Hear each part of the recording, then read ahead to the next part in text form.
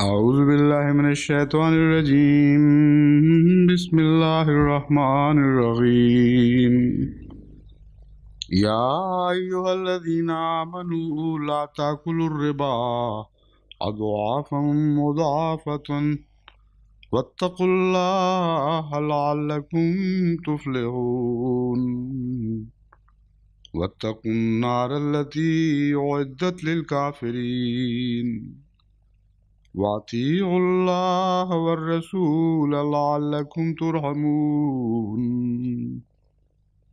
وسارعوا إلى مغفرة من ربكم وجنة عرضها السماوات والأرض أعدت للمتقين الذين ينفقون في السراء والضراء والكاظمين الغيظ والعافين عن الناس والله يحب المحسنين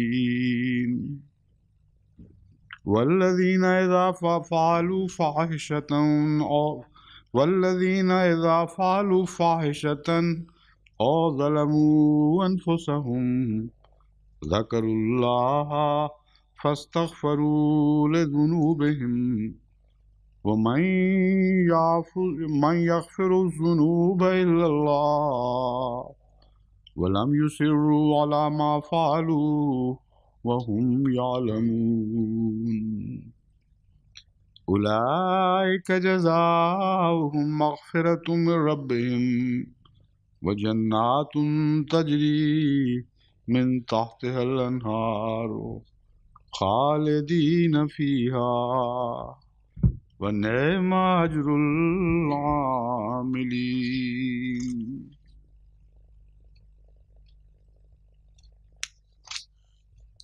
I think let's stop here. It will be difficult to finish all these verses in one day. Let me read first the translation.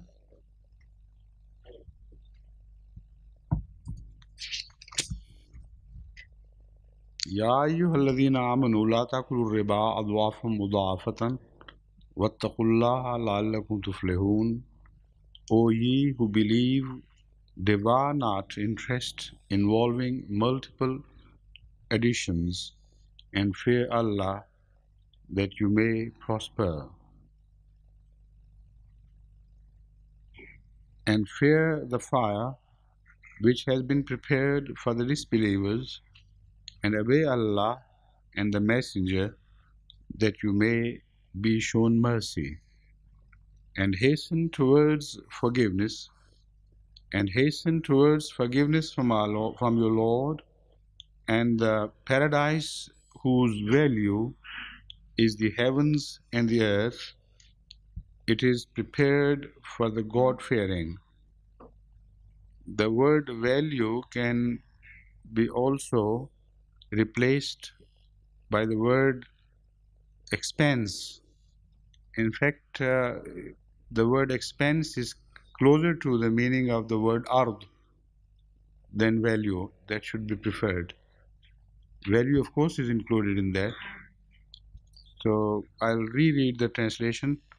And hasten towards forgiveness from your Lord and the paradise. You should hasten both to forgiveness from your Lord and to the paradise, which in fact represent the same thing. And hasten towards forgiveness from your Lord and the paradise whose expanse is the heavens and the earth. It is prepared for the God-fearing. Those who spend in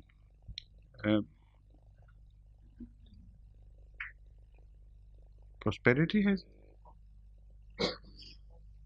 those who spend in prosperity, I'm sorry, yes, quite right. Looking back at the Arabic text now, I know why it has been translated so.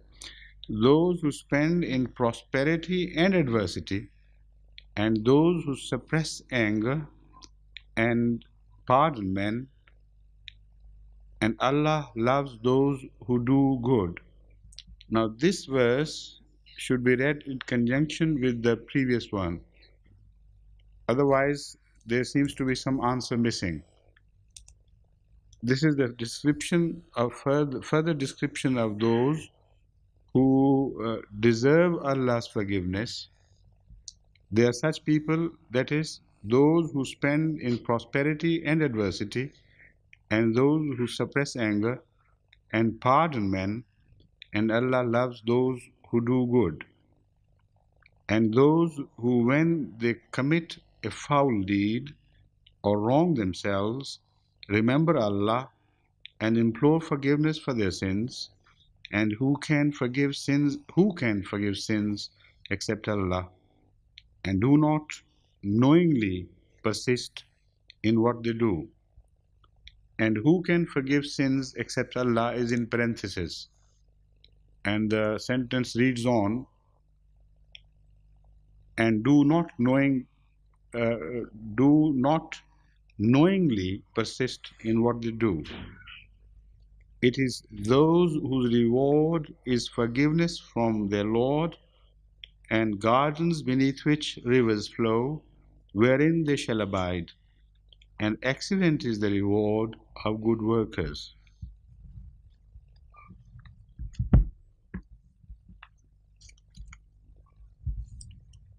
The first verse deals with the question of usury. The question would be raised as to why suddenly there is a total shift from the discussion of one subject to another apparently unrelated subject. But we'll come to that later and discuss, because if you remember, and let me repeat the verse with which we ended yesterday.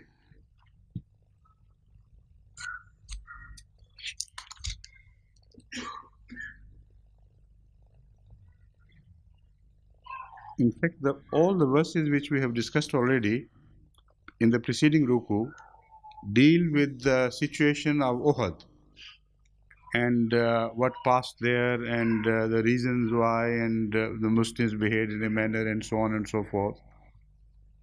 So suddenly there seems to be a completely different subject being discussed here, which is usury. But the first ruku also ended up with something in between the two, which could be a link from one subject to another. That is, وَلِلَّهِ مَا فِي السَّمَاوَاتِ وَمَا فِي الْأَرْضِ يَغْفِرُ لِمَنْ يَشَاءُ وَيُعَذِّبُ مَنْ يَشَاءُ وَاللَّهُ غَفُورٌ رَحِيمٌ. And to Allah belongs whatever is in the heavens and whatever is in the earth. He forgives whomsoever He pleases and punishes whomsoever He pleases, and Allah is most forgiving, merciful. But as I have already told you, inshallah, we'll come to the relationship question later on.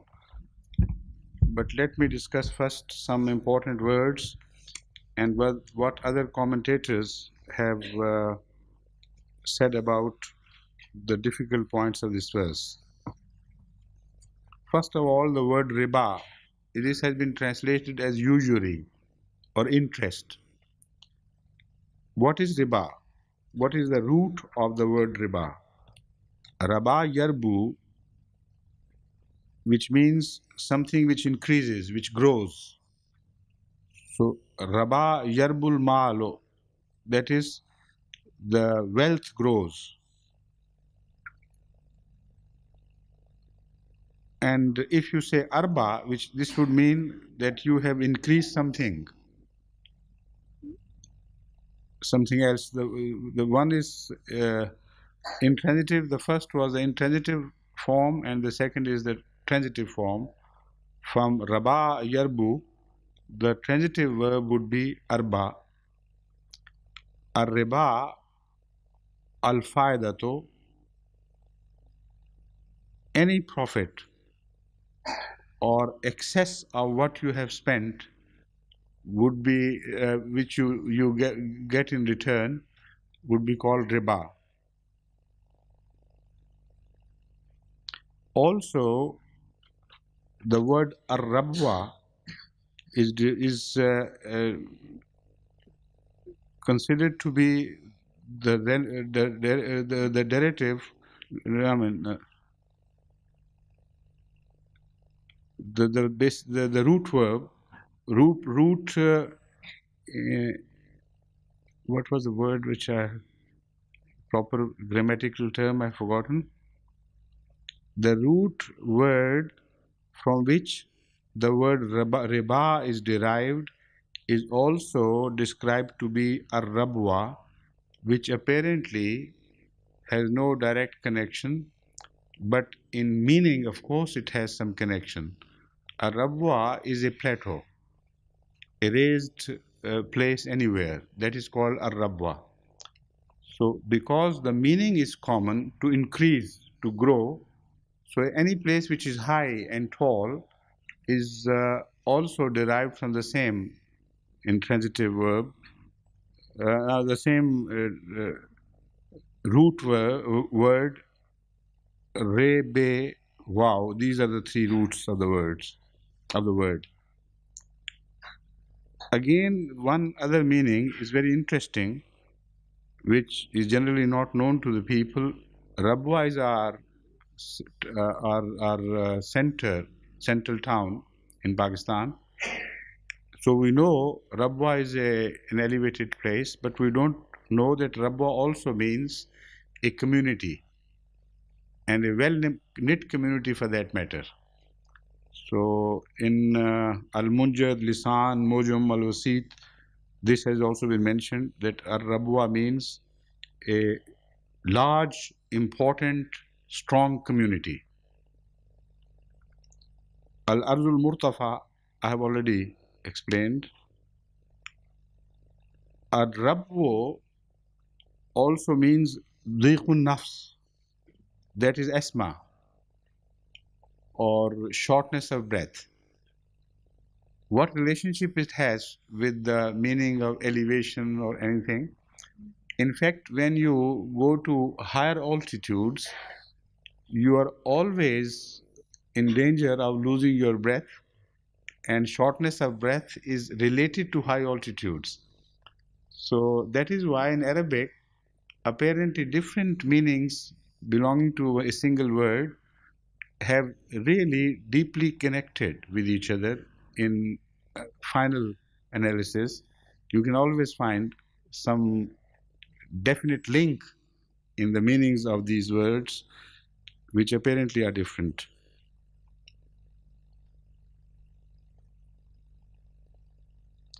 Rabba is also used in the sense of Rabba, from Rabubiyat.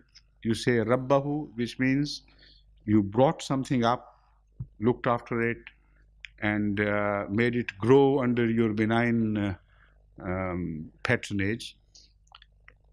But also Rabba has the same meaning, because Rabba is connected with something which is lifted, which is raised in status and things. So what does it mean here in connection with this verse? This is the question. It is believed that money increases with the passage of time. It should increase. Otherwise, there would be no usury, no interest. So this concept related to the money has given birth to the institutions of usury. If you part with your money, which may have been lying idle with you without giving birth to other monetary children, still when you pass it on to somebody else for usage, you give it on the consideration that money should grow.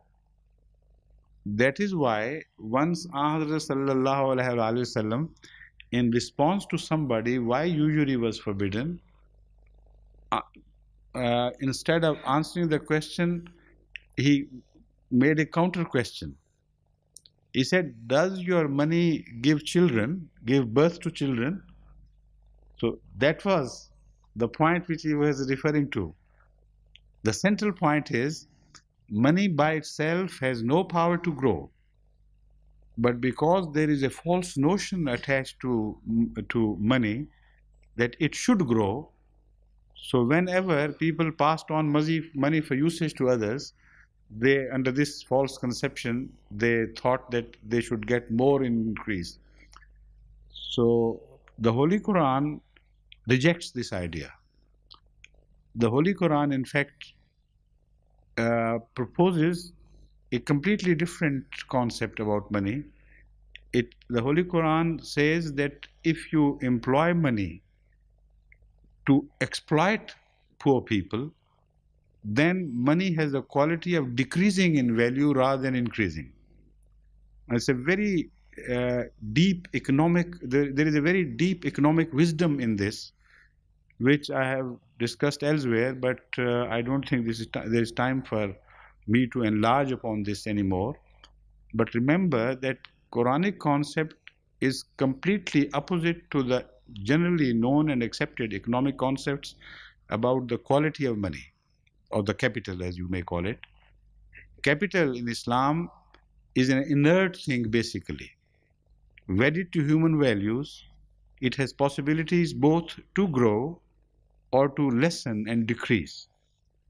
The resultant would depend only on the person who is employing money and using it to his advantage or disadvantage. So money is an inert value which is neither plus nor minus. Only when it is wedded to human values, then it could either produce and grow more, or lose and become less. So riba is something, a name, Arabic name, which is related to growth, but the Holy Quran does not accept it. In another place, it makes it very clear that this notion is not acceptable. But anyway, the name is such. Adafa mudafa is the other word. Adafa means to double up, to multiply, to grow rapidly. But mostly it means doubling and redoubling, of course. So, although there is a paradoxical connotation in the word dad and fe, from used this is the root word, because dawfa means to weaken. He weakened and grew old. Like Chima Sahib has grown old, but he has not weakened. So he is a good example of this paradox. Dawfa, but becoming stronger instead of growing weak. So dawfa shao, something which became loose and enfeebled, and like the old people's flesh is loosened, lax, and it doesn't have that strong strength left in it as it had in the youth. But at the same time, when you use the word with different inflection, it has exactly the opposite meaning. Dafa shaya atbaqa ba'dahu ala ba'din wa thannahu ka'annahu dayfun wa kana dayfun, to put something, pile something up on another thing, layer upon layer, so, and bind it together so that it doubles up.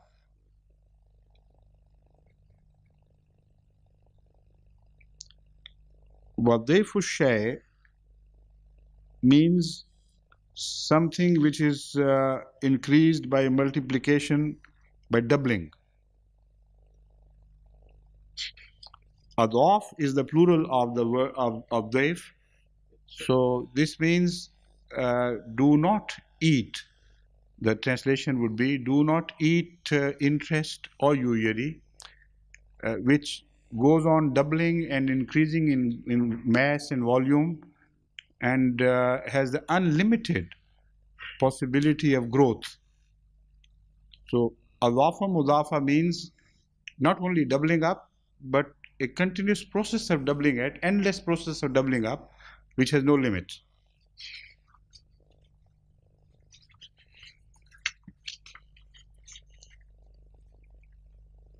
وَاتَّقُوا اللَّهَ لَعَلَّكُمْ تُفْلِحُونَ, and fear Allah.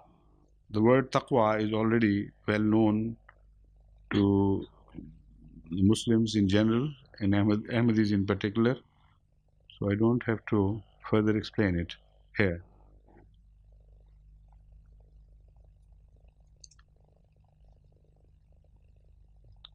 Imam Razi has, as far as the relationship with the previous verse is concerned, Hazrat Imam Razi has quoted Tafsir Fathul Qadir, Imam Razi, as well as Tafsir Fathul Qadir and Shawkani declare in one place that this is a completely new subject taken up by the Quran. It has no relationship with what has passed. But at another place, Imam Razi has a different view to present. He says, of course, it has a connection with the previous verses. And here, Qafal is quoted. Qafal is one of the very astute commentators of the Holy Quran that I have read. He comes out with a most beautiful and ingenious idea, which has proved to be absolutely correct in the history of modern warfare. He says it has a very genuine, deep connection with what has passed before, because the idolaters, before going into wars, used to employ their money for collecting interest on the loans, and it was mainly the interest which was used to feed the war requirements. So he says system of usury and interest is always connected with warfare. So because the idolaters had done that, and apparently they had borne all the costs of coming all the way from Mecca with such pomp and power and such number and force. So this may have given the false idea to the Muslims that if they want ever to retaliate, they should follow their example and do the same thing. So that is why a timely reminder is given to them that don't ever contemplate exploiting the poor with by lending money to them for the sake of interest, even in good cause. Even for jihad, you're not permitted. So this is a very sensible connection, of which we'll speak again.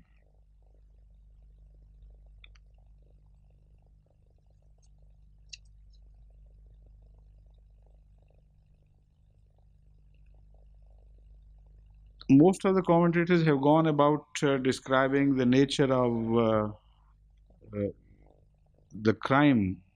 If a Muslim commits this crime of indulging in interest, either giving or taking, some scholars have gone so far as to declare it as kufr.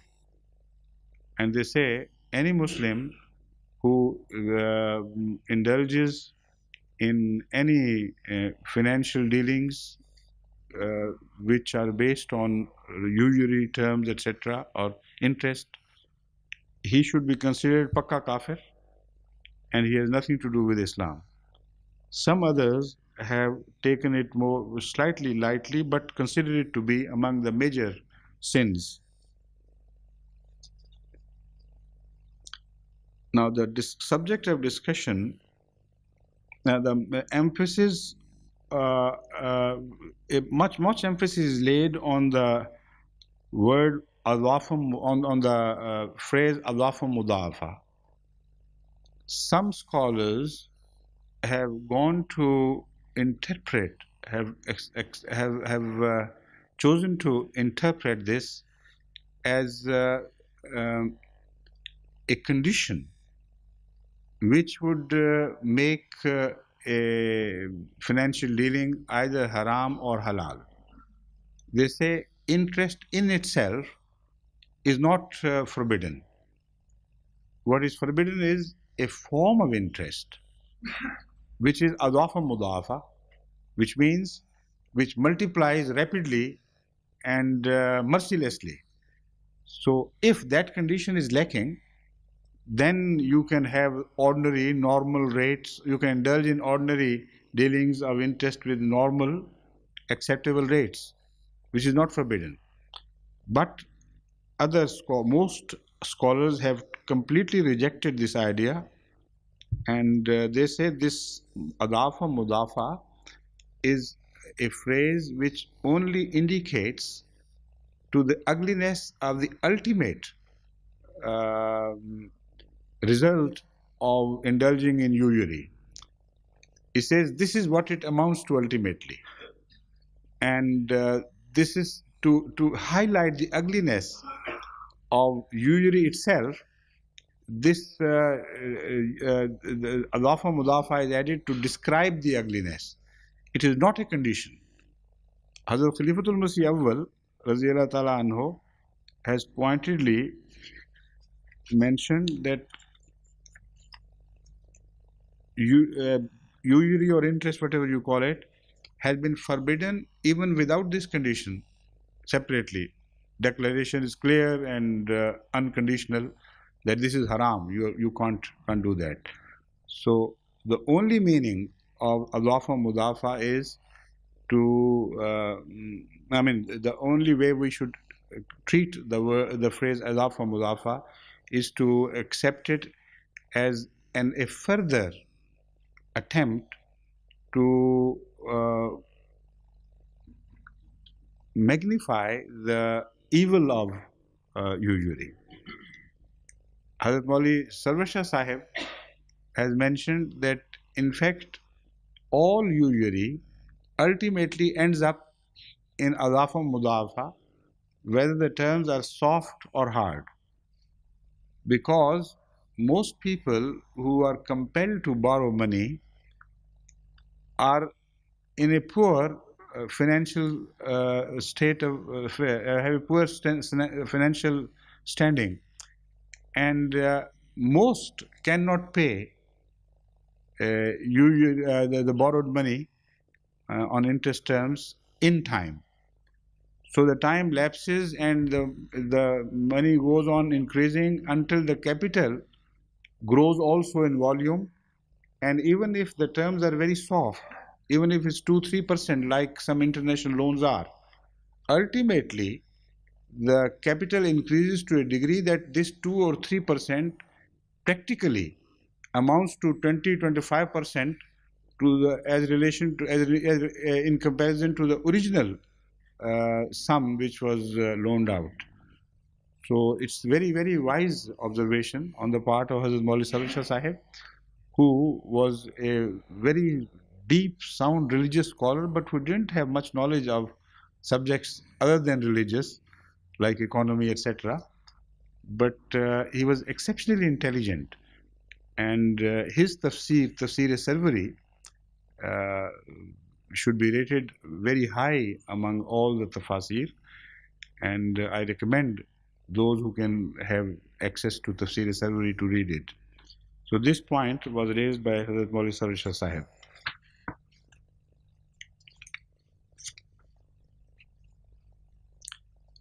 Now this point, the point which has been raised by Hazrat Khalifatul Masih Awwal, is obviously supported by many verses which have very strong condemnation of interest or usury, and do not mention any condition attached to that. For instance, الَّذِينَ يَأْكُلُونَ الرِّبَا لَا يَقُومُونَ إِلَّا كَمَا يَقُومُ الَّذِي يَتَخَبَّطُهُ الشَّيْطَانُ مِنَ الْمَسِّ.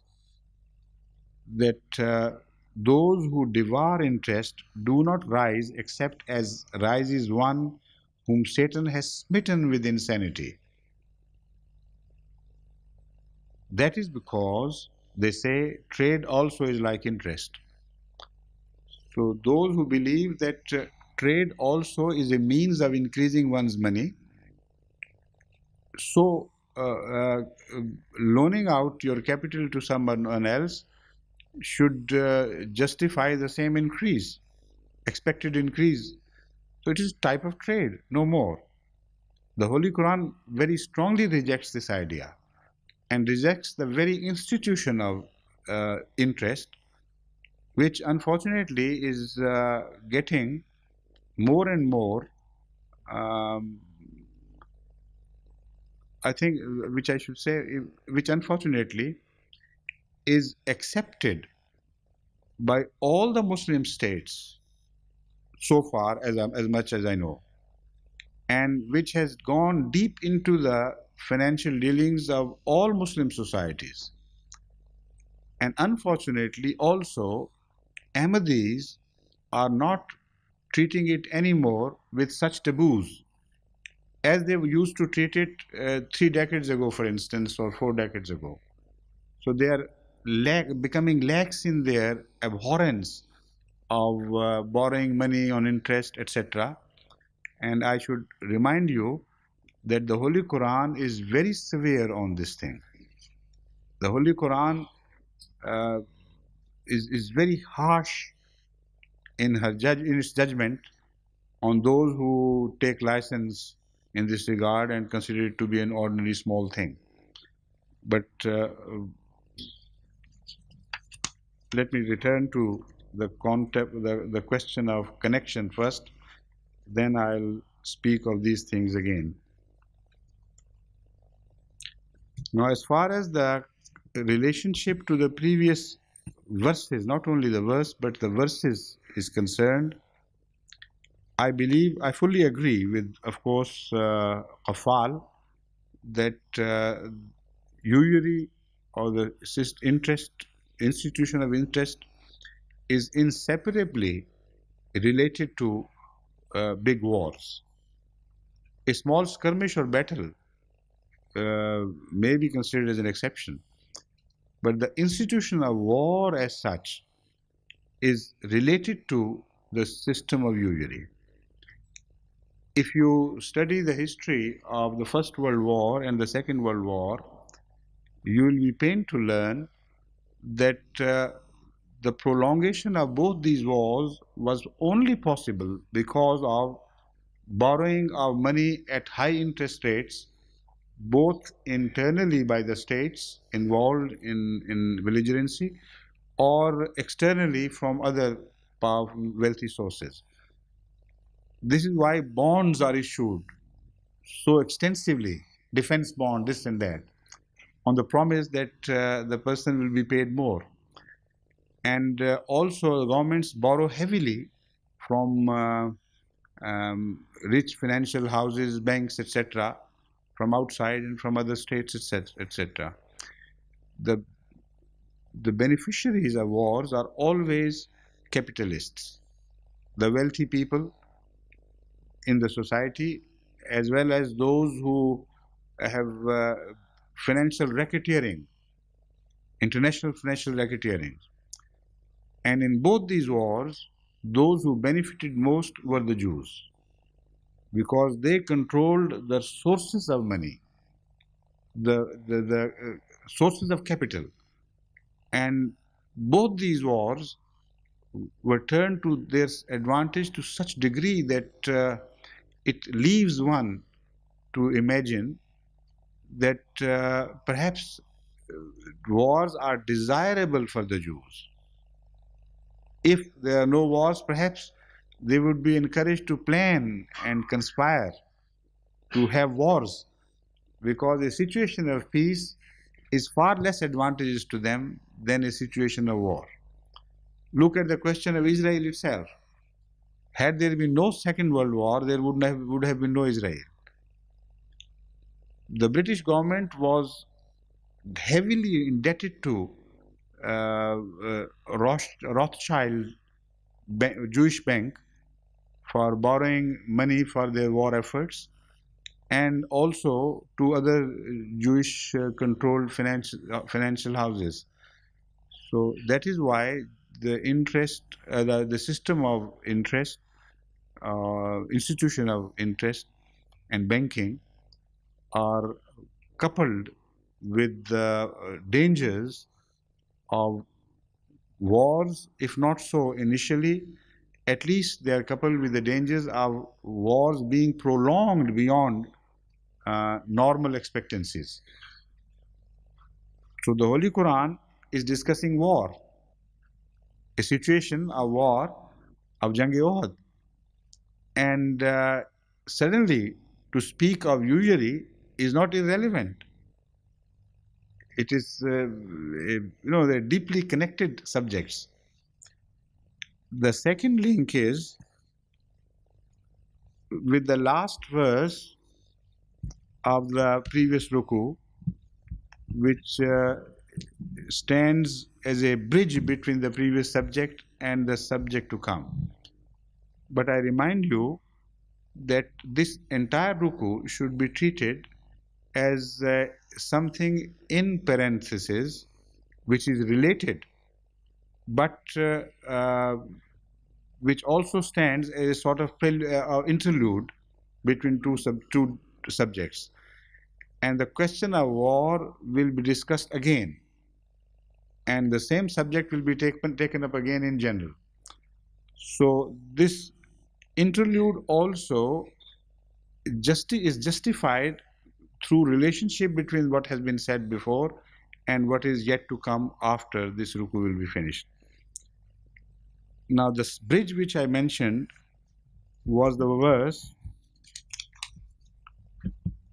Lillahi ma fis samawati wa ma fil ard yaghfiru liman yasha'u wa yu'adhibu man yasha'u wallahu ghafurur rahim.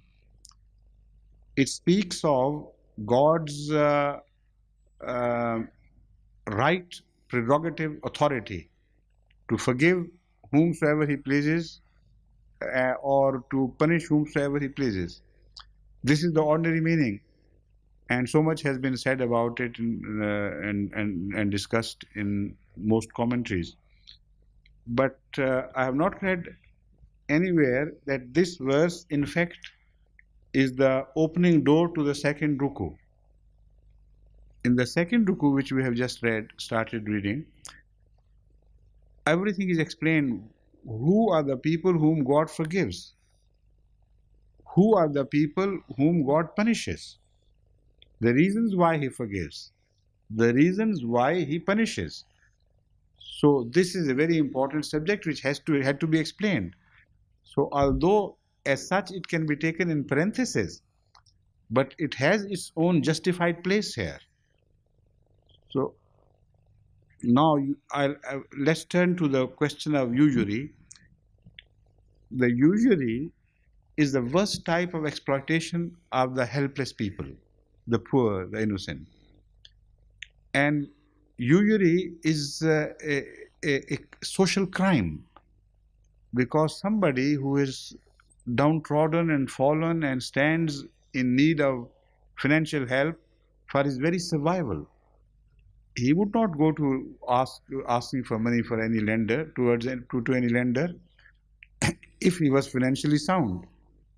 Only occasionally it happens that a financially sound person or party would like to borrow money. These things are for saving income tax, etc. These measures are taken even by financially strong houses in business. But for the time being, that is not what I want to discuss. What I want to discuss is that in ordinary practice, most of the common people, most of the middle class people who are forced to borrow money from banks or from other private sources, they are always the losers. They are losers in so many ways, much more than one way. Even at the time of wars, you have just heard that the governments issue bonds on the promises that they would increase and double up in 4 or 5 years and so on. In reality, what happens is that a big fraud is played on the public of such governments by the governments themselves. By the time the money doubles up, the value of the money decreases by many factors. So, in 5 years' time, a war situation, if somebody has bought bonds, saving bonds, etc., and is expecting, hopefully, of course, that if the government stayed in power and the country didn't fall altogether, he would get his money doubled up. By that time, the value of the money could be reduced to even 1/100th of the value uh, compared to the time when he loaned it to the government. So it is a big fraud. Exploitation of the poor and the innocent and the unknowing. In private affairs also, we know that there is a system of private lending and borrowing even in such advanced countries as England. And some organizations investigated into the reasons why it happened and where it leads to. And their report is so horrifying. They say that even in a country like England, which is considered to be so advanced and civilized, usury worse than the usury which you have, is practiced by Pathans, money lenders in Pakistan and India, is being operated here in England. Sometimes some financial houses crop up and let the word pass around that we can give you immediately without any um, legal papers and preparations, etc., at 25% per 3 months. And if a small, when you need a small sum of money, for instance, £100, £200 immediately, you say, all right, I'll pay £125, okay, I can use it. These are the people who fall victims to such fraudulent financial houses. And the practice is so large and so heinous that such people mostly end up heavily under debt to these organizations, and they can never wriggle out of this because of the legal implications of the agreements. So the same thing is happening in Pakistan, in India, in the third world countries, and in Sindh, for instance, in the poorest area of Pakistan, which is the Thar, where scheduled caste Hindus are, mostly is populated by scheduled caste Hindus. There are also banyas of higher class of Hindus who are money lenders. When through the work of Waqf Jadid, I visited that area for the first time, I was horrified to discover that the entire land of the populace was, in fact, had become practically the property of the money lenders. It had been legally written down that no proprietor of the right, not legally written down, virtually it is, but legally the previous owners of the land still remain legally the owner.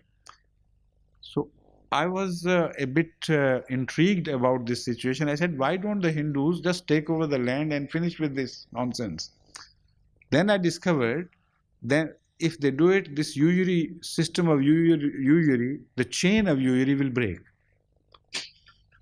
Because then these poor people have nothing to do, then they'll migrate elsewhere to other parts of Pakistan and earn their livelihood through labor.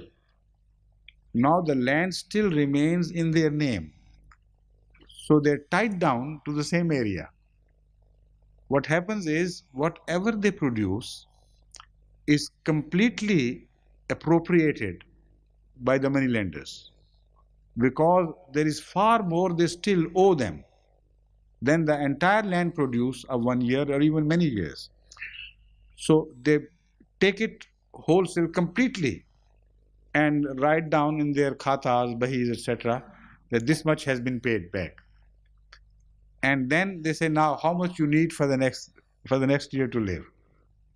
So they borrow on new terms part of the produce of their own land, and it is lent out to them, and the servicing of their debt goes on increasing, as well as the debt itself, to such figures as it's impossible, mind-boggling figures. Some people owe to the lenders 20, 50 times the value of their land.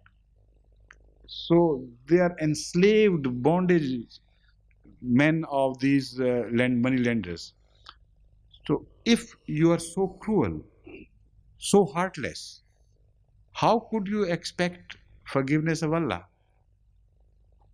Why should Allah forgive you when you treat His servants so inhumanely, so cruelly, and so mercilessly? So the verse يَغْفِرُ لِمَنْ يَشَاءُ and يُعَذِّبُ مَنْ يَشَاءُ is deeply related to what follows. Now you read again a few verses, and then you'll understand the same subject is being built up.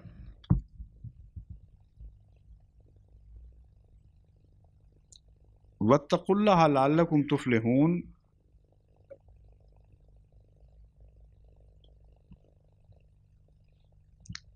After a few verses, the same subject is further developed, and then comes this verse: الَّذِينَ يُنْفِقُونَ فِي السَّرَّاءِ وَالضَّرَّاءِ وَالْكَاظِمِينَ الْغَيْظَ وَالْعَافِينَ عَنِ النَّاسِ وَاللَّهُ يُحِبُّ الْمُحْسِنِينَ.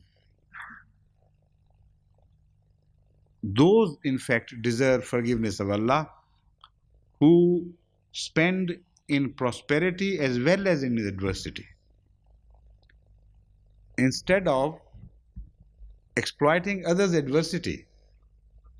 While they themselves are in adversity, spend in the cause of helping others, help in the cause of goodness and in the cause of Allah, to help the poor, to mitigate their misery, instead of exploiting them.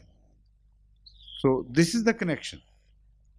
And those who forgive and overlook the faults of others, even if somebody is incapable of paying back the money he had borrowed from them, they say, all right, I forgive. I don't take it. I don't demand anything. Such are the people who deserve Allah's forgiveness. So the previous question raised about why should Allah forgive anybody arbitrarily without any reason is well answered here in the following verses, and the connection becomes very obvious as you read through the ruku.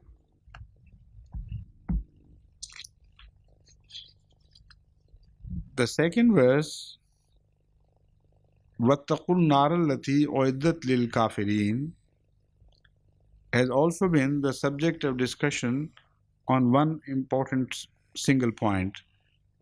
Some scholars say that the meaning is avoid or save yourself from the fire which has been prepared for the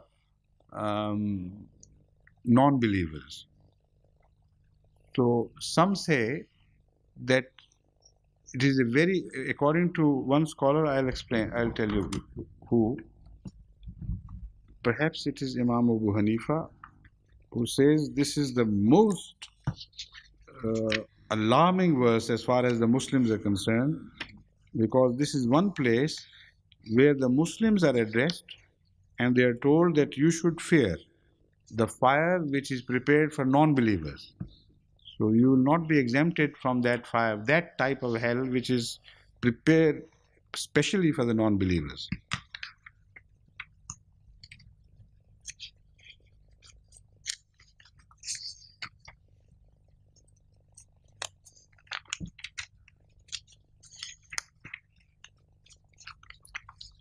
I have misplaced it somewhere. Do you remember where?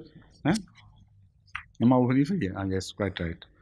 Yes, it is Imam Abu Hanifa who has pointed out that this verse should not be taken lightly, because it's one place in the Holy Quran where the Muslims are addressed, and as such they are threatened with the hellfire which is prepared for the non-believers. So this has become the subject of discussion, why it is done so. But before we uh, uh, go further into this aspect, let me point out that the word annar, according to the Arabic, does not only mean hellfire, it also means war. And elsewhere in the Holy Quran, war has been promised to those who do not abstain from indulging in usury and interest systems. So here, annar should be translated as war. The prior meaning should be war, because the Holy Quran bears it out elsewhere that the punishment for those who do not abstain from indulging in usury are promised by God, that they will suffer uh, from devastating wars. So we have already seen the connection between usury and wars, and the Holy Quran also mentions that connection. So in this context, the meaning should be Wattakun nar allati uiddat lil kafirin. O Muslims, you know the implications of all this. Save yourself at least from the wars which are prepared for the non-believers for their indulgence in such crimes. In fact, the capitalist system as such is potent with is potentially capable of producing wars, and the Holy Quran says it will produce wars. So no capitalist system in the world can remain much longer in peace.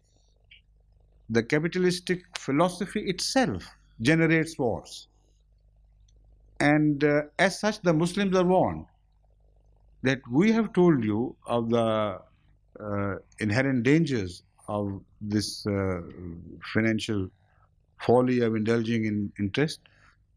Still, if you do not abstain from it, you will get involved in such wars which were initially prepared for the non-believers, not for you. And this is what has happened during the Gulf crisis, in fact. As I once suggested, if the Muslims, oil-rich Muslim states, had not indulged in um, the bank interests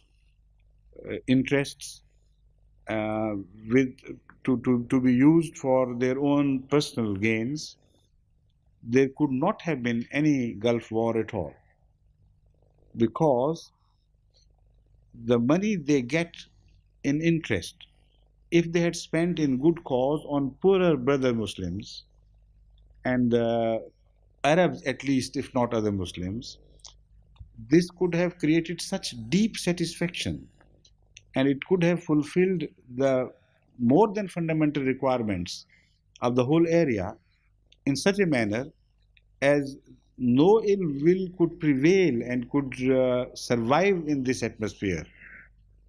So I'm quite certain that if the Muslims had taken the cue from the Holy Quran in the Gulf area and around, this unfortunate war could never have occurred. That is why I advise them, that not only Muslims, the third world countries, that those who are oil rich, they must immediately decide that they will not use their interest on their wealth for purposes other than helping the poor. So if they do this and give zakat from their hoardings, the fate of the entire world can be changed, because this is the financial boost that the third world so much needs.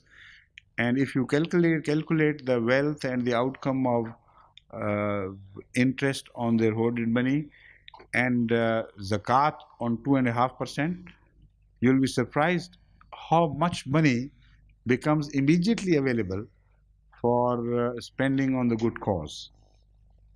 So Wattakun Naralati here means primarily to save yourself from the horrors of a war, which initially is designed for non-believers who indulge in the system of usury and capitalism, etc. وَأَطِيعُوا اللَّهَ وَالرَّسُولَ لَعَلَّكُمْ تُرْحَمُونَ, and obey Allah and His Messenger, the Prophet Muhammad sallallahu alaihi wasallam, لَعَلَّكُمْ تُرْحَمُونَ, so that you are shown mercy. So this is the same theme which was opened up by the leading verse of the last ruku. The last verse of the last ruku becomes the leading verse of this ruku, and becomes a bridge between the subjects previously discussed and the subjects being discussed here now.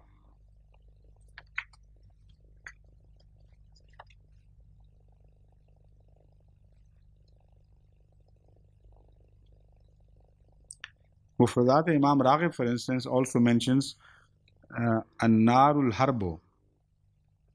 Nar is used also to indicate wars.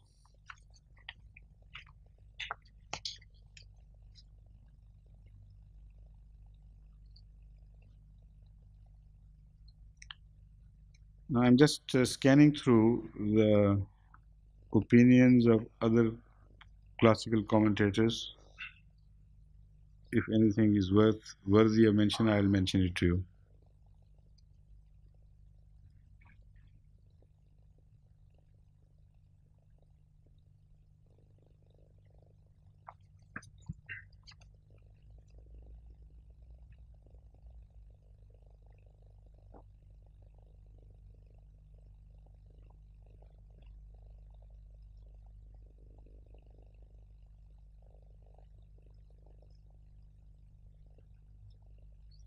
Muslim also has mentioned this, that here An-Nar means war.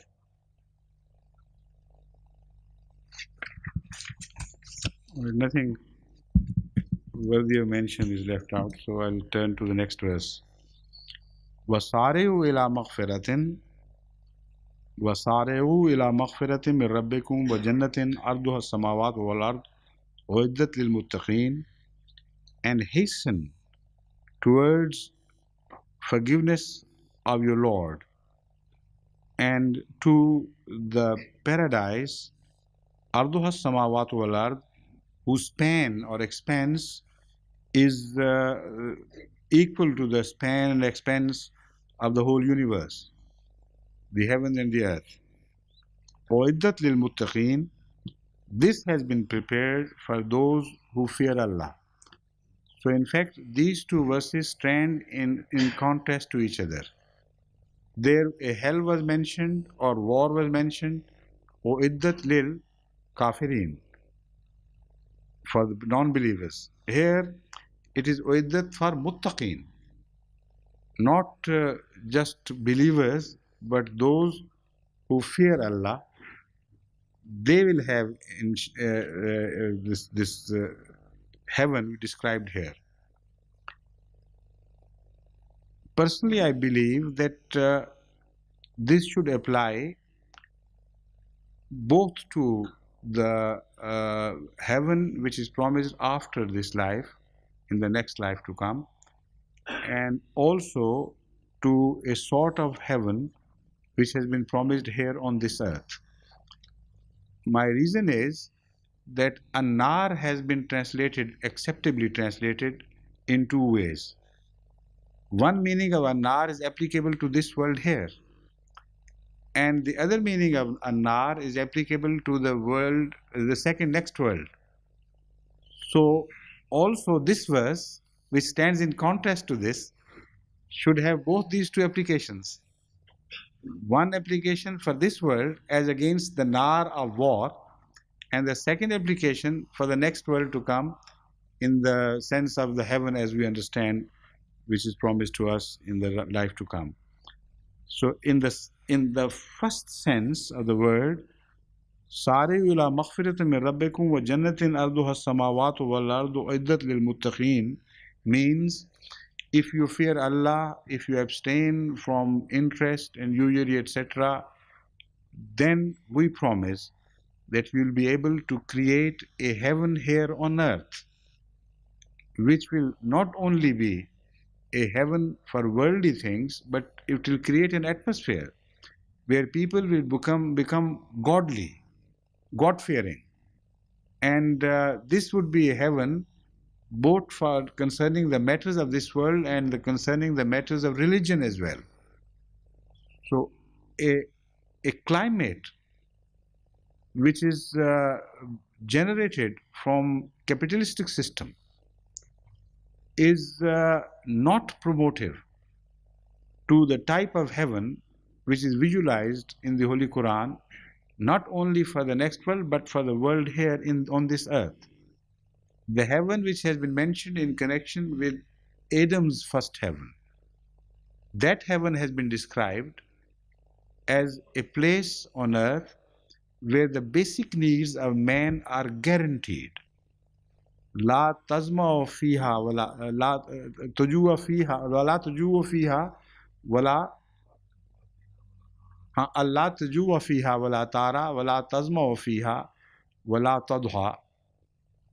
A place where you have neither hunger nor thirst, nor living open in the sky without a shelter, or a place where you are not deprived of your basic rights to clothing and a shelter over your head. This is the heaven described in relation to the first heaven created by the first prophet of God. So this heaven also applies to this world, but this is a far more advanced heaven than the heaven visualized in relation to the time of Adam. This heaven is in relation to the Sharia of Hazrat Muhammad Mustafa sallallahu alaihi wasallam. So the difference between the two descriptions is like describing a crude rudimentary form of living to a highly organized and civilized and advanced living with full amenities. So the Holy Quran here is pointing out that if you abstain from usury and destroy the capitalistic philosophy and system and stick to the values of the Quran as far as the economic system is concerned, we promise you that the whole mankind will be ushered into a new era where the life here on earth would become heavenly. It would be a heaven which would extend all the spheres of human activity. The meaning of as-samawat wal ard in this relation would be which would cover all their activities, spiritual, religious, material, social, etc., etc. So this should be the first meaning of this verse. سارعوا إلى مغفرة من ربكم وجنة أرضها السماوات والأرض أعدت للمتقين. As I have already explained in context with the previous verse, it means for the creation of economic, social heaven here on earth based on Islamic principles of absolute justice and fair play. And secondly, this verse applies to the heaven to come, in the world to come, in the life to come. In that context, the word nar would also be translated as hellfire. So when we translate it as war, we do not mean that we obviate the translation of hell. Both apply at the same time, simultaneously. So nar is promised to the Muslims who do not abstain from cooperating with the financial systems of the world which play havoc with the peace of human beings and which exploit the poor and create ugly situations of artificial famines, hunger, and misery, etc., etc. So anybody who helps and promotes such systems, cruel systems, is warned that you may suffer also the punishment which essentially and originally is prepared for the non-believers.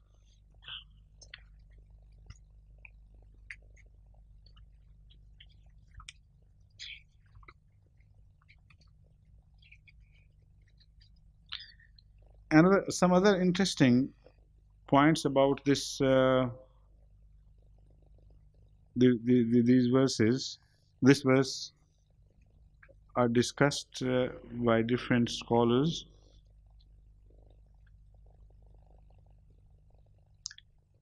First of all, why sareu ila maghfiratin min rabbikum?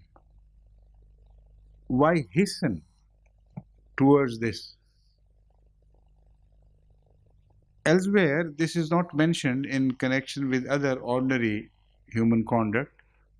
That why should you hasten? Of course, uh, in connection with man's relationship to God, the same type of phrase is employed. For instance, firru ilallahi, run towards God and seek His shelter and His nearness. But in ordinary life situation, this expression has not been used elsewhere except here. It says, "Sari'u ila maghfiratin min rabbikum wa jannatin arduha samawatu wal ard." Hasten towards forgiveness from Allah and that heaven which has expanse extending as big as which has as large an expanse as the universe itself.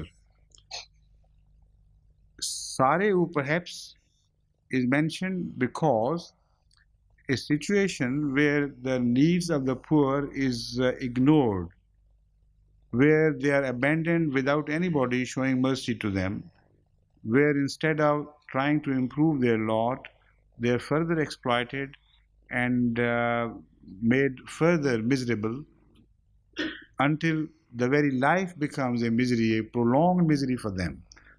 This is something which incurs Allah's wrath, where Allah will not wait for you to die and come to Him before He punishes you in toto as a whole. So the war punishment here will take place here on this earth, and also other sorts of punishments. The life of the rich would also be made miserable somehow and restless and without peace. So the whole society would suffer if you do not hasten to redress your own follies and continue to indulge in such financial systems where the poor are continuously being robbed of their due rights. The other point of discussion has been arduha samawat wal ard. Some people say ard means the breadth, and length is not mentioned, so they take it too literally. They say this means that the breadth of the heaven is as much as the entire universe. The tawalat or the length is not mentioned because the universe is shorter in that direction. So there are two planes, breadth and length. So they say only length, breadth is mentioned because the Jannah is much longer, although equal in breadth to this universe. The others, of course, take a different view. They say, no, Ard also means the size, the general expanse of something. It's not necessarily the breadth. So it covers both the length and the breadth simultaneously. There is a third view that Ard also means value. And that also is applicable, and it's a very interesting addition to the connotations of the word Ard. In this context, it would mean that hasten to the heaven, which in value is as great as the whole universe. So why to have a very disadvantageous bargain for the sake of the interest money, which is small and meaningless as compared to the value of the whole universe? You are jeopardizing your gains, your rewards to a degree where it would be just madness for you to continue indulging in this crime. So the Holy Quran says the value of Allah's maghfirat is forgiveness, and the value of the Jannah which He has in store for you is as big as the whole universe. So that is one meaning. Others have raised the question of taking literally the words expense. Those who agree, who believe that both breadth and length are mentioned here, the entire size is mentioned, they wonder if this is Jannah, where the hell would be? Because all the space is covered by Jannah, and there is no space left for hell to survive anywhere. So they in fact think in the ordinary 3-4 dimensional terms, and they don't know that there are more dimensions to existence, to the forms of existence.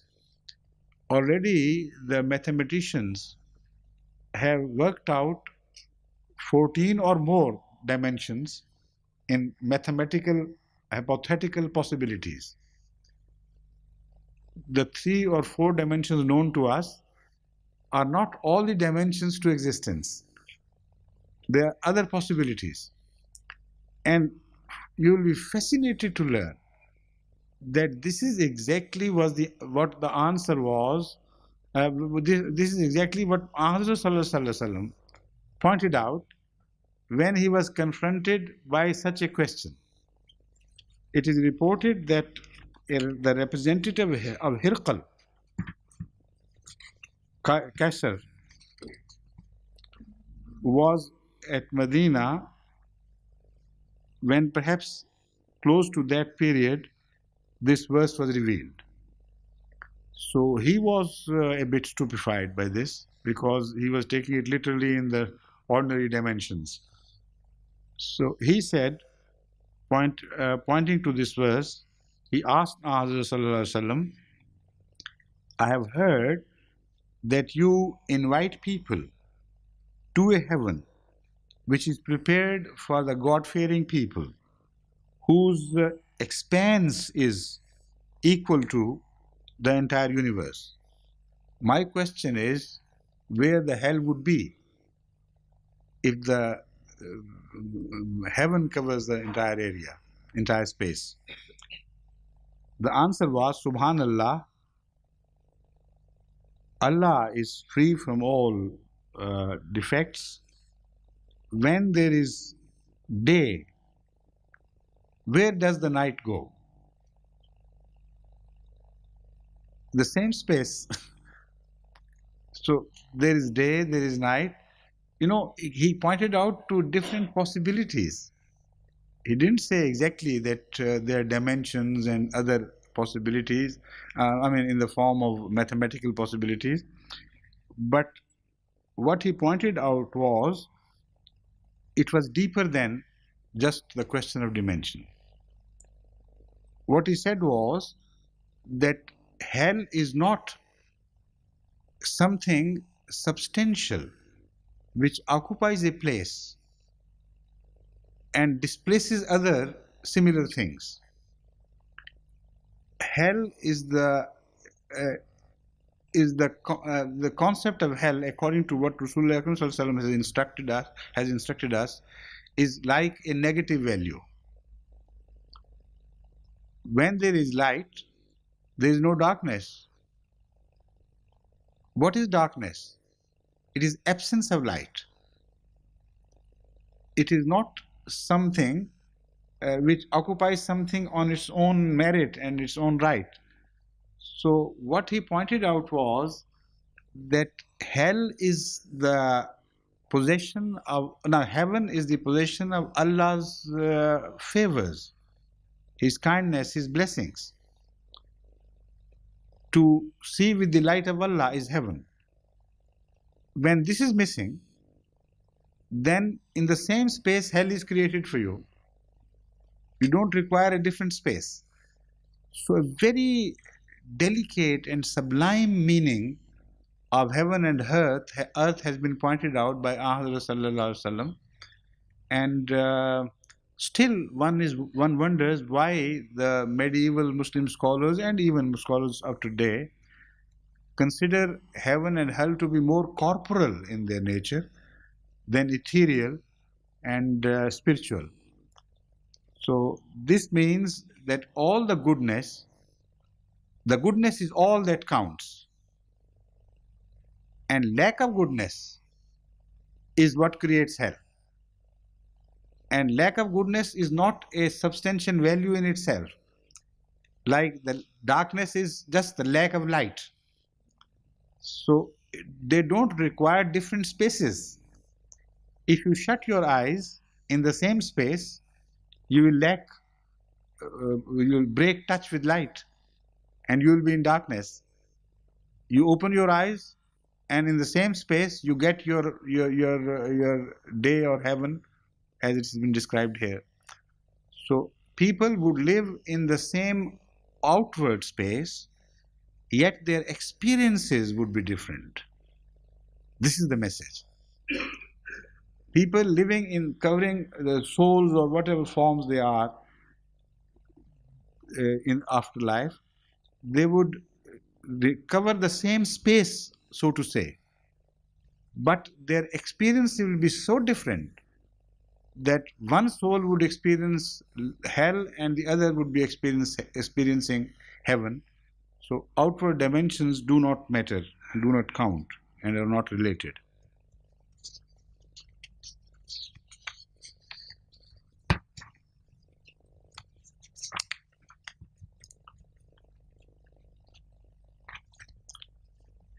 الذين ينفقون في السراء والضراء والكاظمين الغيظ والعافين عن الناس والله يحب المحسنين.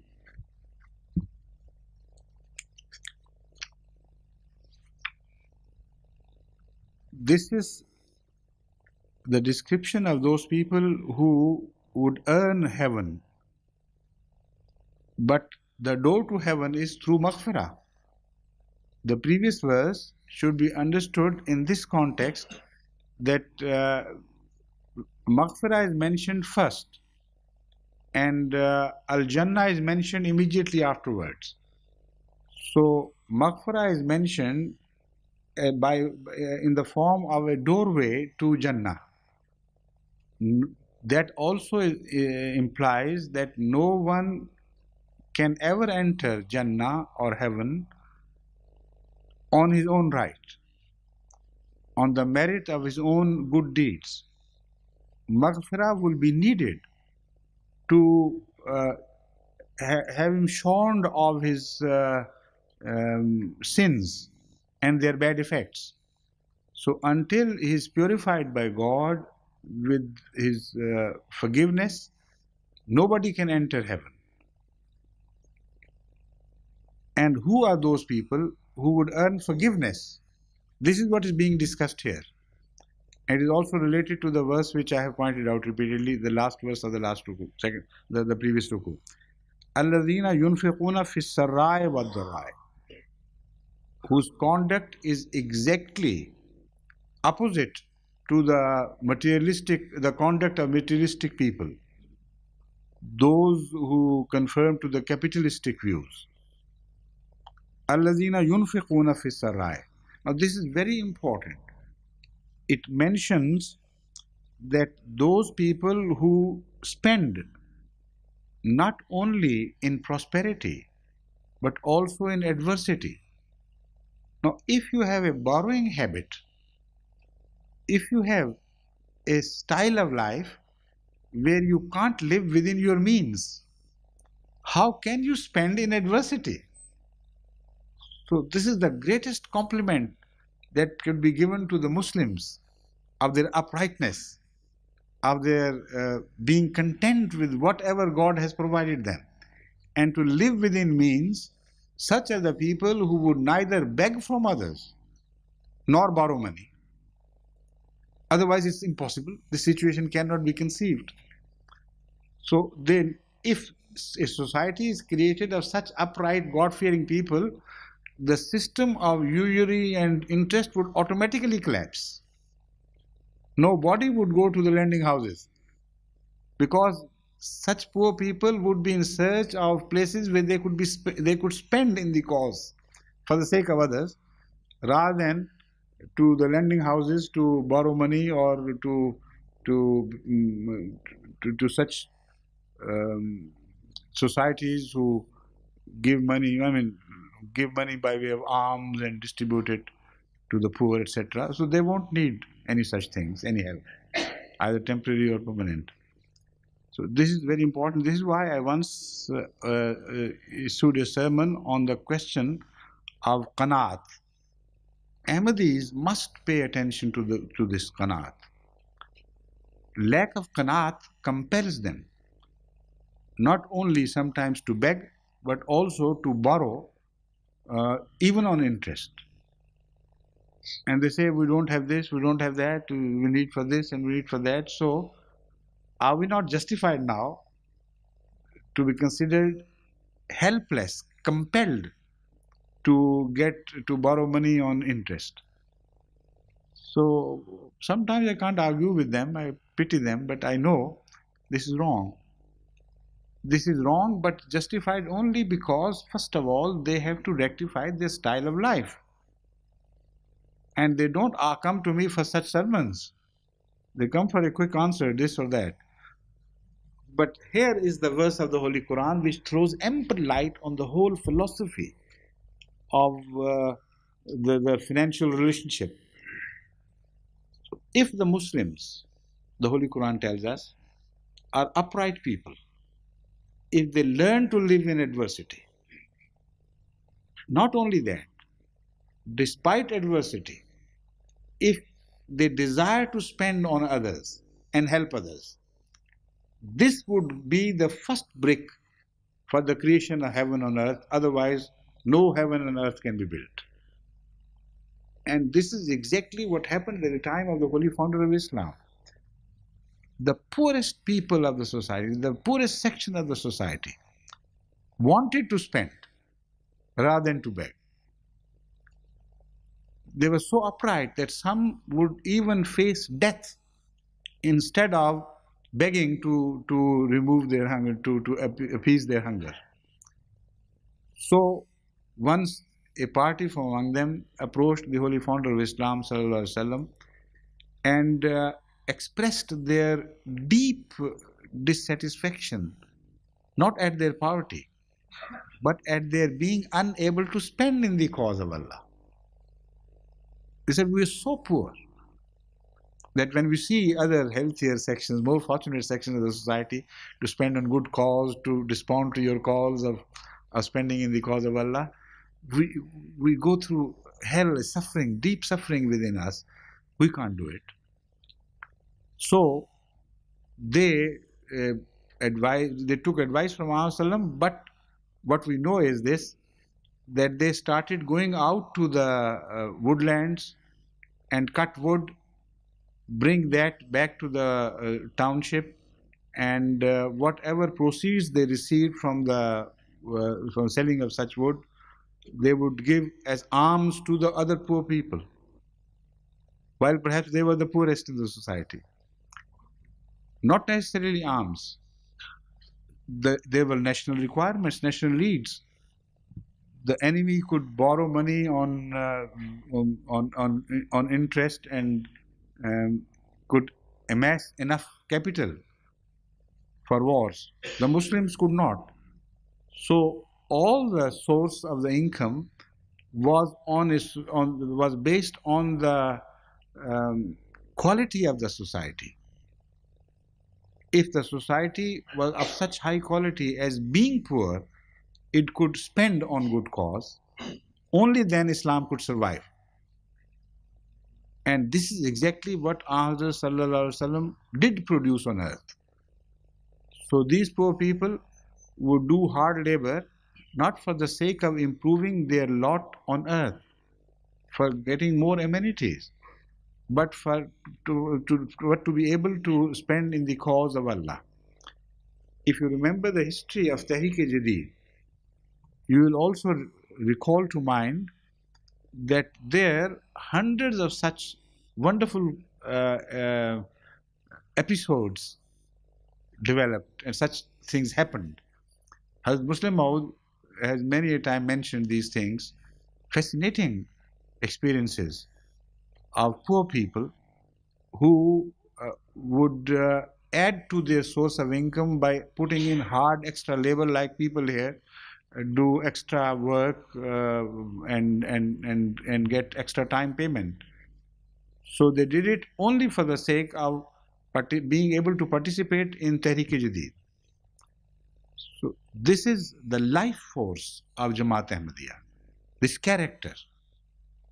And we cannot build a heaven on earth here either for ourselves or even dream of building it for the whole world unless we promote these basic qualities of life.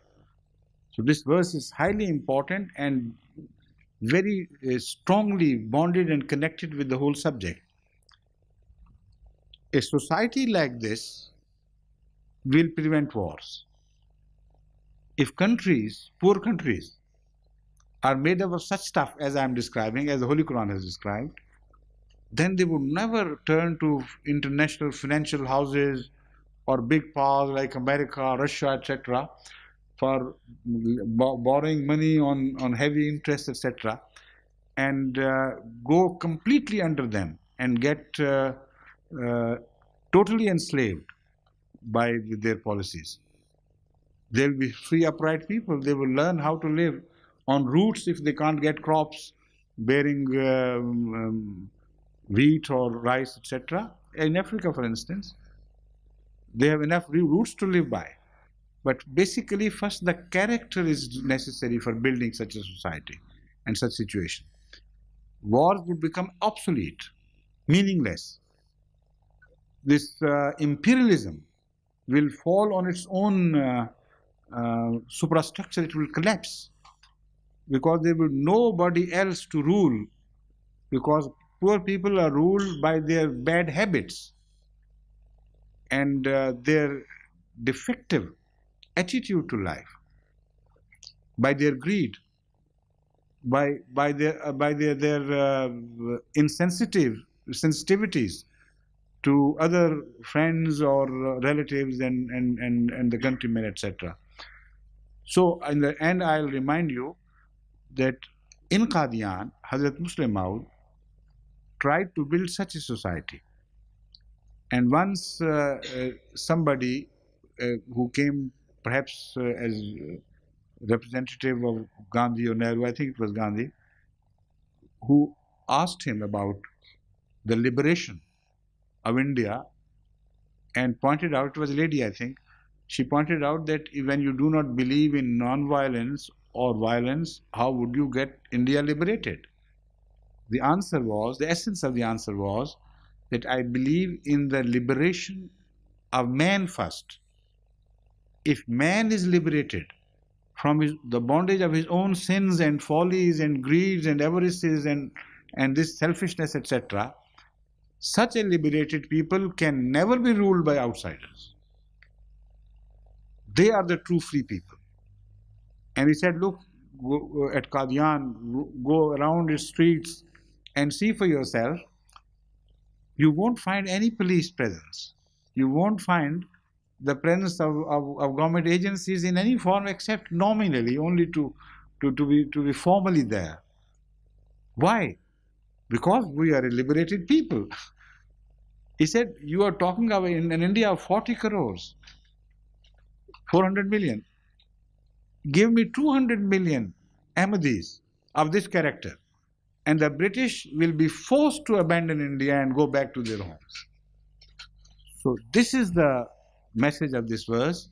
الَّذِينَ يُنْفِقُونَ فِي السَّرَّاءِ وَالضَّرَّاءِ. They deserve Allah's forgiveness, and that forgiveness would be a doorway to heaven, not only in the hereafter, but here on this in this world.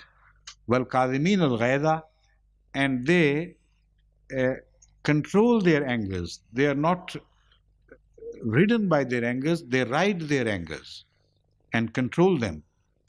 وَالْعَافِينَ عَنِ النَّاسِ, and they overlook the follies and faults of their fellow human beings. وَاللَّهُ يُحِبُّ الْمُحْسِنِينَ, and it's not just a question of forgiveness. Allah loves such people who show kindness to others and who do good deeds. So,